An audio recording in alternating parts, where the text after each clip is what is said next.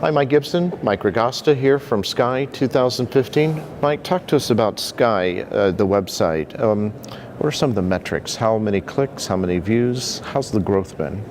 Yeah, so that's a great question. You know, the website originally didn't have a lot on it. It had notices for meetings, it had jobs, and it was informational. It was informational, yeah, right. And there wasn't a big draw to the website.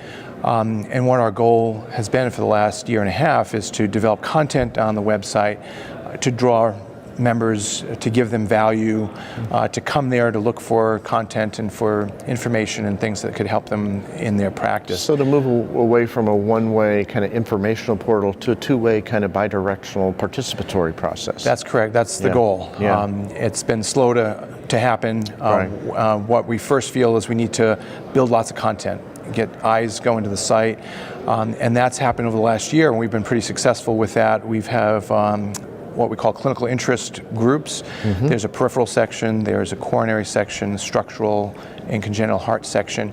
Each of those have an editor, associate editors, and what they've been doing over the last year is putting interesting cases, images, cath conferences, journal article reviews, and just building content. Mm-hmm. The ultimate goal, though, would be to have the members contribute their own images, their own questions, content, have experts interact on the website to provide the members, answers to questions they may have about their clinical practice, and use the web as the format for getting that dialogue going. And I think everybody would value from seeing some of those interactions and discussions. Absolutely. So if someone does want to upload a great case or a file of an angiogram or something, are there those tools at this point on SCAI? Yes, and if you go to the website, under clinical interest sections, you'll see it, and at the bottom it says, submit case. And there's instructions. It's very easy to do.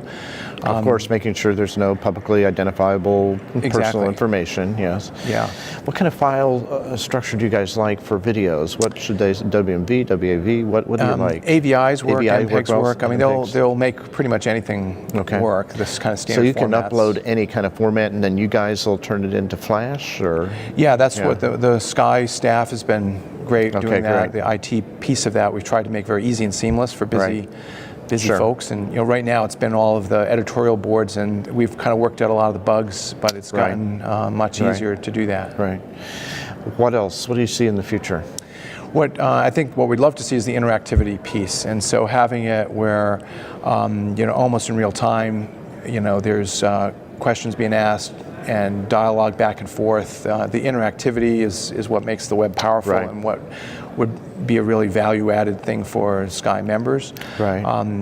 We have lots of bigger ideas too in terms of just education and things like, for instance, clinical protocol repositories where nobody has to reinvent the wheel every time. Right.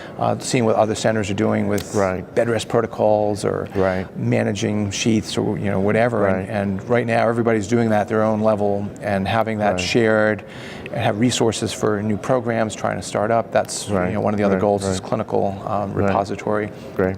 Image archives, where if somebody wants to give a talk and they need an interesting example of an unusual finding, it could be a resource for them to have it there, have it find it easy, query. That's great.